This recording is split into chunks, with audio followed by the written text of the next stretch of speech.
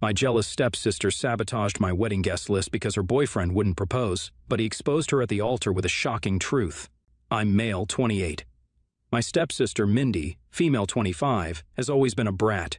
She craves attention and absolutely loses it if other people are ahead of her in life. We were introduced to each other when I was 14 and she was 12, as that was when Mom and my stepdad started dating seriously, and I was never able to gel with her. My stepdad is pretty cool though, and I have formed somewhat of a bond with him.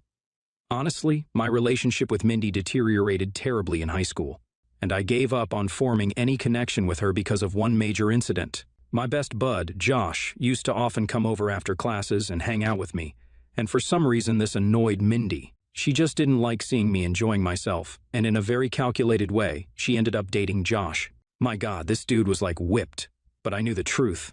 She would casually just come in and tell me that she didn't care about him and was looking at a new guy, stuff like that. I warned him endlessly, but she poisoned him against me too by making up stuff about how I was a terrible sibling. Eventually, she ended up cheating on him, which led Josh into a massive depressive spiral. This was the final nail in the coffin for my relationship with Mindy. After college and moving out, things have become a lot easier since I don't have to live in the same space as her. Mindy's narcissistic behavior and terrible attitude have sprung her into dysfunctional relationship after dysfunctional relationship. While I've been dating the girl I met in college for over 7 years, Lex, not Lufa. In the spring of last year, I proposed to her and she happily accepted, and we were planning to get married after a year. When I broke the news to my family, everyone except Mindy was super happy for me. She made extremely snide comments and called me a basic and vanilla person for marrying my college sweetheart. She was also annoyed that she had been dating this guy, Gideon, for a little over a year, and it was the longest relationship she had been in and was expecting him to propose. The poor guy never really knew what to say from what I could make out. Like at a dinner after my engagement, she asked to see my ring and then literally glared at him and demanded, "So when am I getting one?" He just said. "We'll see, babe," awkwardly. I understand why he's hesitant to get married just after a year. Gideon is the son of a very influential media mogul and has quite a lot of money. Due to this, he wants to sign a prenup before getting married, but apparently Mindy is dead set against the idea. She considers a prenup to be a bad sign for a marriage, as it implied a lack of trust. Complete BS, if you ask me. Hell, I make a bit less than Lex, and I was the one who suggested we have a prenup. Mindy's situation is a little different, though, as she barely works. She has some kind of Instagram affiliate marketing gig going on, but her lavish lifestyle is mostly funded by Gideon. When Lex and I had decided on dates, venues, flower arrangements, and what have you, the last biggest item was left, the guest list. Honestly, this was quite a challenge for both of us to sort out as we had limited space and what seemed like unlimited family. I had made an Excel sheet on my laptop with a list of my family and Lex's family, and both of us were kind of jostling to see how many people we could fit.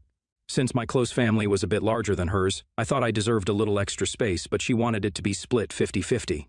I understand that I was kind of in a hole for demanding more space, no need for a post, so I apologize, and we found equal space. Now, Mindy's work as an affiliate marketer was at a gift card and invite company, so I asked her if she could help me out with some nice invites for the guests. I sent her the final Excel sheet of all the guests and their addresses, and she obliged. I was surprised and hoped I could get this favor out of her and things would go well. However, a few days before our wedding, when guests started coming to the hotel we had booked, something was off. The number of people from my side of the family was much larger than the people on Lex's side. Like, it was not as if her parents were missing, but people who should have been on the list were a no-show. She was livid and was convinced I had done this on purpose. I genuinely had no idea how this had happened, but things were about to blow up. To keep things civil, we didn't fight. But on the morning of the wedding, Lex burst into tears and said she didn't feel ready to marry me. I was distraught and I didn't know what to do. Instead of a wedding taking place at the aisle, I got up there and publicly apologized to Lex's side of the family to try and make things right. I could see Lex peeking out from behind the door and walking towards me to make up. It took guts to beg and seek forgiveness from her family that was there. However, what saved my ass at that moment was Gideon standing up. He said that I wasn't to blame and began a long explanation that was wild. He said that he had often heard Mindy complain about my wedding and berate him for not giving her her wedding. And she said that she would get back at me somehow when she got access to my guest list. Gideon saw her making changes to the guest list, but she lied and told him that I had given her permission. But then she added our family members and sent invites to their addresses. Gideon then drops another bombshell. "Mindy, I knew you could be a little grating at times, but I was willing to work past it at first, but I stopped trying fast. I know you've been cheating on me and, well, I gotta tell you, knowing that you lied today makes the next words out of my mouth much easier to say. I'd found someone else too. I just kept you as my side piece. Everyone in that room audibly gasped, legs from the door, haha, and Mindy burst into tears, attempting to hit Gideon. She had to then be forcibly removed from the venue, and Gideon gave me an awkward "sorry for ruining your day" shrug and left. I didn't know what to feel about this. This dude had vindicated me, but also might have dropped that he cheated on my stepsis in the same breath. To be fair, she had to, like I said, dysfunctional. Naturally, no matter what, the wedding wasn't going to happen that day. We apologized to everyone and came back home. Lex apologized for not trusting me, and I guess we'll have to get married later. Gideon and Mindy broke up, of course, and she's a mess right now. However, I've made it clear to everyone that when I do eventually get married to Lex, Mindy isn't invited. And some people in the family are raising a stink about it. They feel like it was an act of immaturity on her part, and I need to be the bigger man and let her come, especially since she's in a terrible place right now.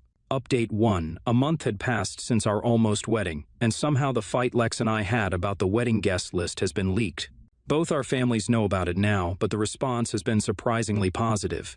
People are chipping in to help us book a larger venue for our wedding so that we can invite as many people as we want, like cousins and owners. Everyone is giving what they can, and that's really sweet. This may end up being the world's first crowdfunding wedding, LOL. An update on Mindy. She tried to justify her cheating as a mistake and claimed that she did love Gideon, and that's why she wanted to get married to him so badly. She then tried to attack me by saying that I was rubbing my wedding in her face. She said that it caused her a lot of stress and forced her to act out, and I needed to apologize to her also. She's trying to get herself re-invited to the wedding and says that she won't be involved in any of the planning to keep my mind at ease, but I'm just worried she'll do something like show up in a white dress. Thankfully, both Mom and my stepdad shut her down quickly and said that if anything, she should apologize to me. Of course, she hasn't done that yet. She's also moved back in with Mom and Dad because she was living with Gideon before. Update 2. New wedding date is just a month away. Excited, excited, excited. But the Mindy question has been answered for us. Mindy will be serving community service on the day of the wedding because she stalked Gideon and his new girlfriend to a restaurant and tried to set the chick's hair on fire. Obviously, she pressed charges, but Mom and Dad ended up paying for bail and speaking to the girl to get the punishment lessened. Of course, the fact that Mindy didn't set her hair on fire was also a positive factor. There's not anyone in the family who supports her anymore after that incident, LOL, but everyone is excited about the wedding. Gideon also messaged me recently thanking me for making that public apology as it allowed him to piece everything together. I don't really know what to feel about this guy since he did still cheat on someone, but like we still talk about the almost wedding at parties. Sometimes we open up this post and look at the funnier comments too. Update 3. OP is now married. The ceremony went completely smoothly. Both of our prominent fat families were there, and everything sailed by super smoothly. Mindy wasn't too disruptive because the only interaction we had with her was through a video call, although she did still manage to make snarky comments about the decor in that 5-minute time frame. To be honest, I don't care. I'm excited to start an amazing life with Lex, and this whole story can finally be laid to rest. NTA. Your sister is overkill. I wouldn't be surprised if the only reason she was with Gideon was for his wallet anyways. Edit. Wow, she tried to set someone's hair on fire? I know I've been reading this post for entertainment, but please ask her to get help, OP. NTA. You got your ass saved at the last moment by Gideon. I'm sure the Mata could have resolved itself even without that. But that act did have a silver lining because your family ended up knowing about the space situation and you got to invite everyone, right? Next story. I, 27, female, have been dating my boyfriend, 28, male, for a little over 2 years now, and I'm 7 months pregnant. Last week, we went to his sister's wedding. I'm not super close with most of his family, but we grew up in the same town, so I knew a lot of the people who were at the wedding. I haven't told a lot of people about my pregnancy. I've had a lot of anxiety about miscarrying throughout it, so we decided to only tell close friends and family. And when I post on any social media, I wear baggy clothes and pose so that my bump is hidden. I wore a loose-fitting dress to the wedding, but it was still very obvious I was pregnant. Because I've been keeping my pregnancy pretty hidden, it was a lot of people's first time seeing me pregnant, and I had people coming up to me pretty much all night congratulating me. I could tell his sister was upset about it, so I tried to downplay it when people came over, but there wasn't much I could do about it. The day after the wedding, my boyfriend's mom called him pissed off that I wouldn't say anything to people beforehand because I took the attention away from his sister all night. I feel bad for his sister, but I don't think I should have to make a pregnancy announcement before I'm ready, and I'm not sure how I could have told people beforehand aside from calling up the entire guest list, which is just ridiculous.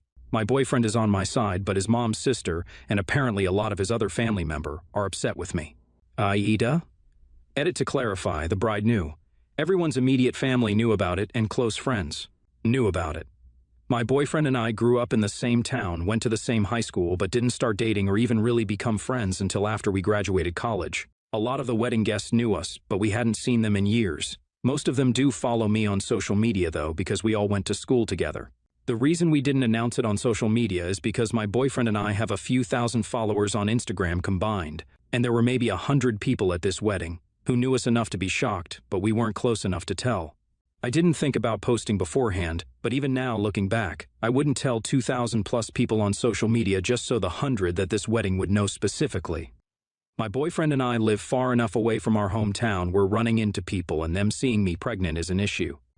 I'm not going to make a full announcement until the baby is born. We were keeping it really secret until it made 20 weeks. Only immediate family and a few friends knew, and since then it's been more like we haven't been going out of our way to tell people. This expectation that people notice absolutely nothing in the world, aside from the bride, for the entire day, because let's face it, no one ever cares if the groom gets attention, is ridiculous. The bride can't be talking to everyone at once, but apparently when she's not talking to people, they should all be staring adoringly at her and whispering to each other about how wonderful she is. NTA. It's not like you made a big announcement. She invited you and you just existed as a pregnant person. If she can't handle your existence at the expense of her fragile little ego, why did she let you come to start with? NTA. Why should it be your responsibility to notify every single person on your boyfriend's sister's guest list that you're expecting? There are no rules that you must disclose every major life event happening to you before someone's wedding. It's not like you stood up and shouted it from the rooftops during her reception. You went out of your way to hide it. Your body, you decide what you do with it and who you tell about it. NTA. You don't owe anyone a pregnancy announcement. You didn't turn the wedding into an impromptu baby shower. People notice by themselves despite loose dress. So what? I could 100% see their point. If you picked up the mic and made a huge announcement, it'd be disruptive and attention-stealing. I see no reason for them to be mad for you just existing while being pregnant. Next story. I, 31, female, live in Brussels with my husband, 30, male, Leo. Leo has a brother, Ollie, 34, male, who's married to Sarah, 34, female, who also lives in Brussels. Sarah is from an English-speaking country and has never bothered to learn French, the language our husbands and their families speak, even though she's lived in Brussels for 7 or 8 years now. She says things like, "Everyone here speaks English, so I don't need to," or, "I know how to say a coffee, that's all I need." Frankly, she can do whatever she wants, but our husband's parents don't speak English, so whenever we spend time with them, which is quite often, we have dinner there more or less every Friday. The conversation needs to be translated. For some reason, this now always falls on me.